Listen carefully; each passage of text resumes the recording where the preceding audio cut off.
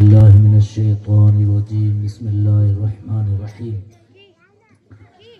ألا بذكر الله تطمئن القلوب آمنت بالله صدق الله العظيم وصدق رسوله النبي الأمين الكريم ونحن على ذلك لمن الشاهدين والشاكرين والذاكرين والحمد لله رب العالمين.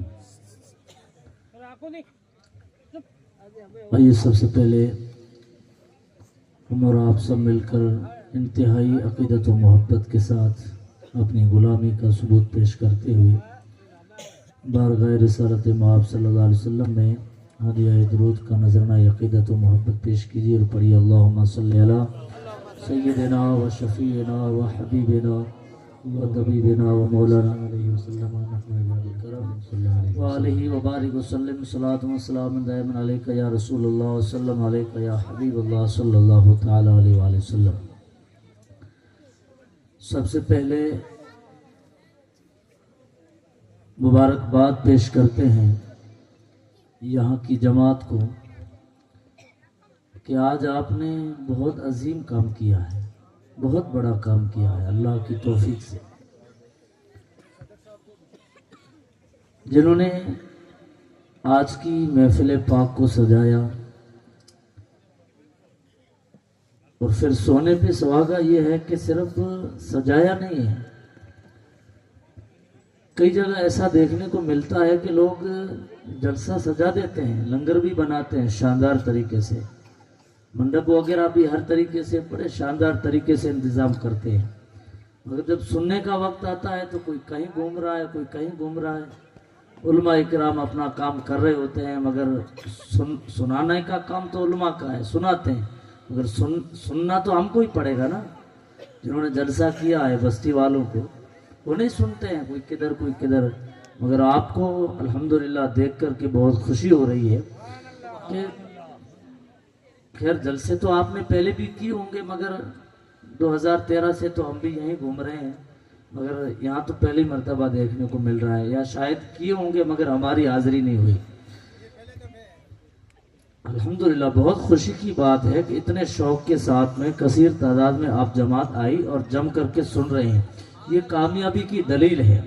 اللہ تعالیٰ جو سن رہے ہیں اللہ تعالیٰ اس پر ہمیں عمل کی توفیق عطا فرمائے. یہ جلسے بھی بہت ضروری ہے اس لیے کہ یہ جو 4-5-6 فٹ کی جو باڈی ہے نا ہماری انسان جس کو ہم بولتے ہیں انسان، یہ انسان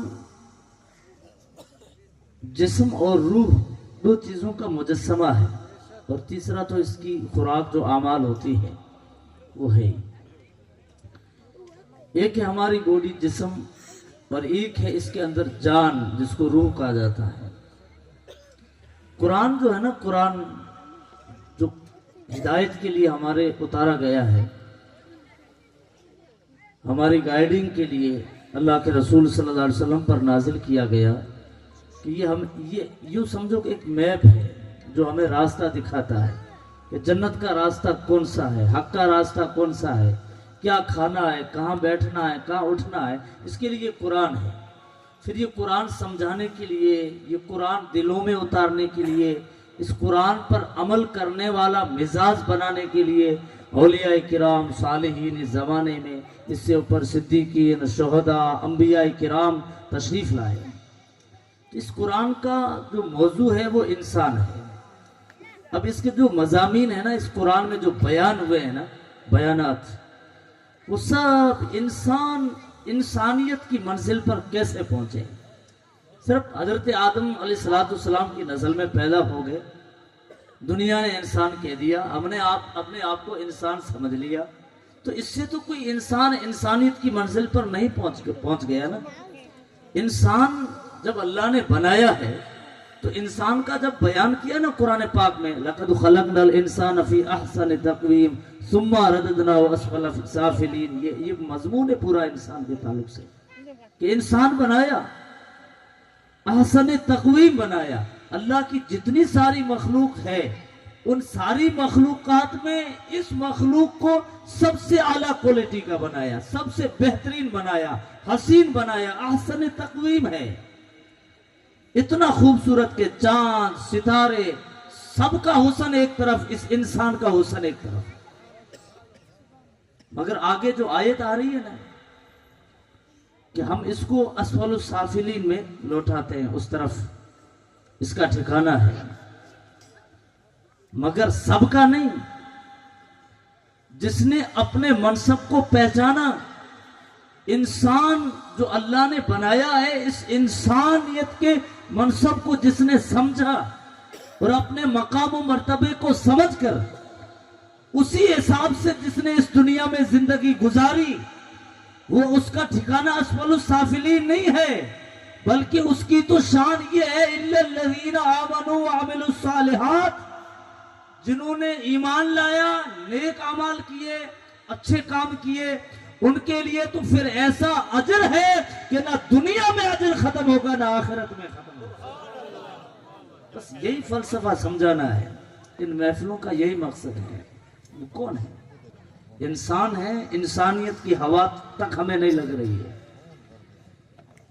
तो इंसान को इंसान इंसानियत की मंजिल पर कब पहुंचता है? आजकल ये जुमला आम है कि पहले इंसानियत है, पहले इंसानियत है। हाँ, इंसानियत किस चीज का नाम है? इंसान इंसानियत की मंजिल पर कब पहुंचता है? तो उस इंसान के जिस्म में एक गोश्त का लुथड़ा है जिसको हम दिल बोलते हैं। ये दिल अगर सही रास्ते पर आ जाए और इसकी जो हालत होनी चाहिए, ये जिस मकाम पर रहना चाहिए, अगर ये अपनी असली हालत पर आ जाए, इसमें जो चीज होनी चाहिए वही इसमें बस जाए और ये सुधर जाए, तो फिर इंसान इंसानियत की आला मंजिल पर फायज हो जाता है। जिसका दिल, जिसका कल्ब सलीम बन जाए, तो फिर ये इंसान इतनी आला क्वालिटी का इंसान होता है कि उस इंसान से खुद को भी फायदा होता है और फिर उस इंसान जहां से गुजरता है उनको भी फायदा होता है, जो करीब आके बैठता है उनको भी फायदा होता है। वो पूरा इंसान नफे की मशीन बन जाती है। वो बोलता है तो सामने वाले का फायदा, वो जब सोचता है तो औरों का फायदा, वो जब ख्याल करता है तो फायदा, फायदा ही फायदा, नफा ही नफा। सिर्फ दुनिया का नहीं, सिर्फ आखिरत का नहीं, सिर्फ अपनों का नहीं, परायों का नहीं, बल्कि दुनिया का फायदा, आखिरत का फायदा, यहाँ का फायदा, कब्र का फायदा, हशर का फायदा, अपनों का फायदा, परायों का फायदा, फिर फायदा ही फायदा उसकी जात से लोगों को मिलता है। ये इंसान का नफ्स जो है, दिल, उसकी इस्लाह हो जाए तब ये सारी चीजें होती है। अब ये इस्लाह कैसे हो? तो उसके लिए ये नशिस्तें कायम की जाती है, ये जलसे मनाए जाते हैं। ये जलसा कोई एक त्योहार की तरह नहीं है कि ईद की तरह पलट के आ जाए या उस तरीके से एक रस्मी तौर पे हम कर दें। नहीं, इसका बहुत बड़ा मकसद होता है। इस मकसद को अगर आप समझ पाए तो इस तरीके से समझें कि आप जब मदरसा बनाते हैं अपनी बस्ती में, तो आपका क्या मकसद है? मदरसे का मकसद क्या है? कि हमारे बच्चे यहां से कुछ सीखें, आलिम रखें तो ऐसा रखें कि आलिम रह जाए, बच्चे आना शुरू हो जाए, तो फिर हमारी तवज्जो और हमारा ध्यान इस तरफ होता है कि हमारे बच्चों का रिजल्ट कैसा है, इन्होंने क्या सीखा 12 महीनों में, 2 साल में क्या सीखा, कहां तक पहुंचा। तो आप यूं समझिए कि ये जो जलसे हैं, ये हम बूढ़ों के लिए, बुजुर्गों के लिए, नौजवानों के लिए। मदरसों में जाकर क्लास में पढ़ने वाला टाइम तो अब नहीं रहा ना। तो हमारे बच्चे जाके क्लास में बैठेंगे, पढ़ेंगे ना, तो हम बूढ़े कहां पढ़ें? कौन सिखाए कि दीन क्या है? कौन सिखाए नमाज क्या है? कहां सीखें वुजू के फराइज? कहां सीखें खाना किस तरीके से खाना चाहिए? सुन्नतें क्या है खाने पीने की? रहने सहने का तरीका क्या है? तो ये सारी चीजें सिखाने के लिए ये जलसे मुनाकिद किए जाते हैं। और ये एक होता है इल्म, एक होती है तरबियत। ये इल्म, नॉलेज, ये उलमा देते हैं आपको। کہ یہ انسان ہوتا ہے، یہ انسانیت ہوتی ہے، یہ نماز ہوتی ہے، یہ روزہ ہوتا ہے، یہ حلال ہوتا ہے، یہ حرام ہوتا ہے، یہ سارا فرق، یہ سارا علم علماء سکھاتے ہیں۔ تو یہ تعلیم ہوئی، یہ نالج آیا، یہ علم آیا، اب یہ تربیت میں کیسے بدل جائے؟ یعنی یہ جو علم ہے جو صرف کانوں سے ٹکرایا تو یہ روحوں تک کیسے اترے؟ اگر دلوں تک بھی اتر گیا ہے تو یہ عمل میں آ جائے، ایسا جذبہ کیسے پیدا ہو جائے؟ تو اس کے لیے پھر اولیاء اللہ کی صحبت کی ضرورت رہتی ہے۔